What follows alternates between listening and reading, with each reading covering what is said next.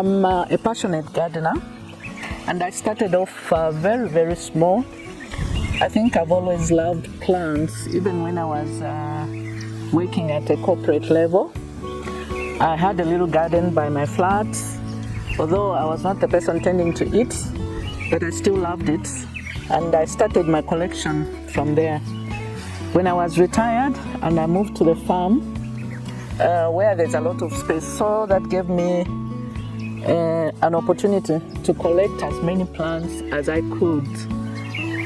And before I knew it, I had so many plants, and I had to start selling some in order to make money so that I can buy even more. And as time went on, I was now, like running some kind of plant nursery. And the land being big, I kept plants everywhere.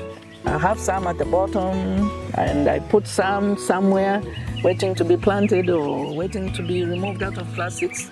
So I said to myself, this business of me going up and down here and there, I think it would be better for me to put all my plants in one place. And that's how I started building this greenhouse. I think I started working on a plan. I got somebody to help me with a plan. That was before the COVID days. And then came COVID. The first few months of COVID, I think people didn't know what to do. I mean, by then, a lot of people were worried. We didn't know exactly how dangerous this was or how we can protect ourselves. But immediately when a lot of companies started working from home, people had a lot of time on their hands. So a lot of people started gardening, and which was a good thing for me because a lot of people came to buy plants, and I was able to take my greenhouse to a certain level. The most expensive items for the greenhouse was the steel.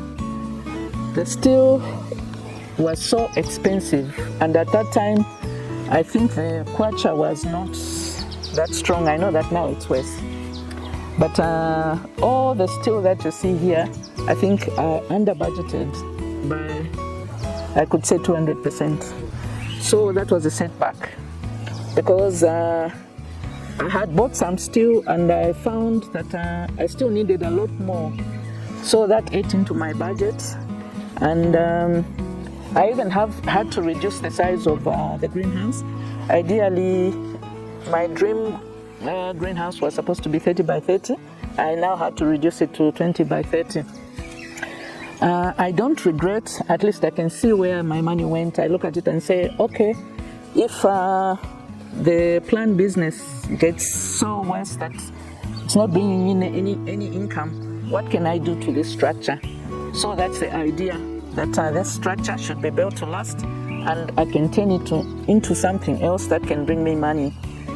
I would like to encourage people, especially gardeners, not to rush when you've got a plan, and not to despair when things don't seem to be working out as planned.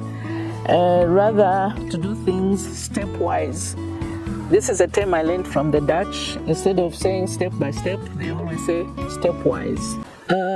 Most of the plants that I intend to put here will be indoor plants because the shade net that I've bought is a 50% shade. Things like palm trees, desert roses will still have to remain outside, but I also want to make provision for the outside so that I can put succulents that don't do well in shade. They will remain outside, but at least I'll bring all my plants from everywhere, from all the other points. I'll bring them in one area. And when I finally open, I want people to be able to come back to this place, if not to buy, but just to walk through the greenhouse and probably make a plan as to what plant they can come and buy as and when they have extra cash. And I would like it to be inviting to everyone. I know that I'm a bit out of town and the road to this place is not so good. So I would like to make it worthwhile for whoever comes from town or from far off to say that my trip to this place was worth it. I'm hoping that I'll make space for not a cafe, but something very small where somebody, after the long drive from town, you can come and have a cup of tea with cake or just a soft drink. You are welcome to visit us, to have a look, and just feast your eyes with whatever is available.